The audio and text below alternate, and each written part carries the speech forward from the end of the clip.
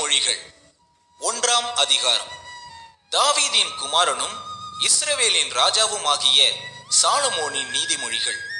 இவைகளால் ஞானத்தையும் போதகத்தையும் அறிந்து புத்திமதிகளை உணர்ந்து விவேகம், நீதி, நியாயம், நிதானம் என்பவைகளை பற்றிய உபதேசத்தை அடையலாம். இவைகள் பேதைகளுக்கு வினாவையும் வாலிபருக்கு அறிவையும் விவேகத்தையும் கொடுக்கும். புத்திமான் இவைகளை கேட்டு அறிவில் தேறுவான். விவேகி நல்லோசனைகளை அடைந்து நீதிமொழியையும் அதன் அர்த்தத்தையும் ஞானிகளின் வாக்கியங்களையும் அவர்கள் உரைத்த புதை பொருள்களையும் அறிந்து கொள்வான். கர்த்தருக்கு பயப்படுதலே ஞானத்தின் ஆரம்பம். மூடர் ஞானத்தையும் போதகத்தையும் அசட்டை பண்ணுகிறார்கள். என் மகனே, உன் தகப்பன் புத்தியை கேள், உன் தாயின் போதகத்தை தள்ளாதே. அவைகள் உன் சிரசுக்கு அலங்காரமான முடியும், உன் கழுத்துக்கு சரப்பணியுமாயிருக்கும். என் மகனே, பாவிகள் உனக்கு நயங்காட்டினாலும் நீ சம்மதியாதே. எங்களோடே வா, ரத்தம் சிந்தும் படி நாம் பதிவிருந்து குற்றமற்று இருக்கிறவர்களை முகாந்திரம் என்று பிடிக்கும்படி ஒளிந்திருப்போம்.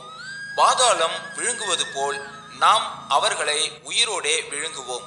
குழியில் இறங்குகிறவர்கள் விழுங்கப்படுவது போல் அவர்களை முழுமையும் விழுங்குவோம். விலையுயர்ந்த சகலவித பொருள்களையும் கண்டடைவோம். கொள்ளை பொருளினால் நம்முடைய வீடுகளை நிரப்புவோம்.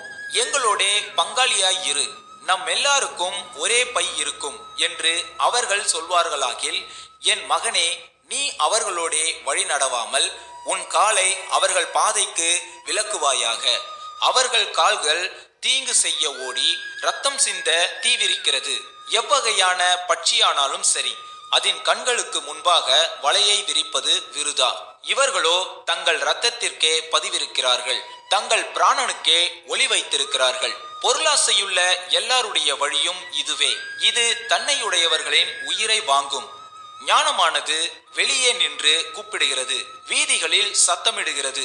அது சந்தடியுள்ள தெருக்களின் சந்திலும் ஒளிமுக வாசலிலும் நின்று கூப்பிட்டு பட்டணத்தில் தன் வார்த்தைகளை வசனித்து சொல்கிறது. பேதைகளே, நீங்கள் பேதமையை விரும்புவதும், நிந்தனைக்காரரே, நீங்கள் நிந்தனையில் பிரியப்படுவதும், மதியினரே, நீங்கள் ஞானத்தை வெறுப்பதும் எதுவரைக்கும் இருக்கும்? என் கடிந்து கொள்ளுதலுக்கு திரும்புங்கள்.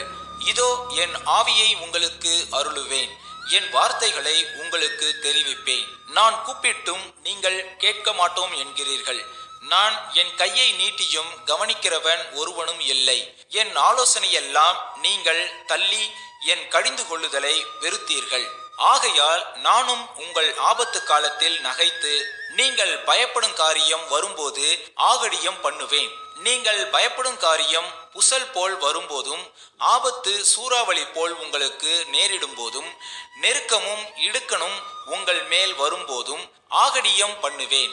அப்பொழுது அவர்கள் என்னை நோக்கி கூப்பிடுவார்கள், நான் மறு உத்தரவு கொடுக்க மாட்டேன். அவர்கள் அதிகாலையிலே என்னை தேடுவார்கள், என்னை காண மாட்டார்கள். அவர்கள் அறிவை வெறுத்தார்கள், கர்த்தருக்கு பயப்படுதலை தெரிந்து கொள்ளாமற் போனார்கள். என் ஆலோசனையை அவர்கள் விரும்பவில்லை, என் கடிந்து கொள்ளுதலை எல்லாம் அசட்டை பண்ணினார்கள். ஆகையால் அவர்கள் தங்கள் வழியின் பலனை புசிப்பார்கள், தங்கள் யோசனைகளினால் திருப்தி அடைவார்கள்.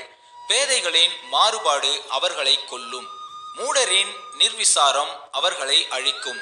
எனக்கு செவி கொடுக்கிறவன் எவனோ அவன் விக்கினமின்றி வாசம் பண்ணி ஆபத்திற்கு பயப்படாமல் அமைதியாயிருப்பான்.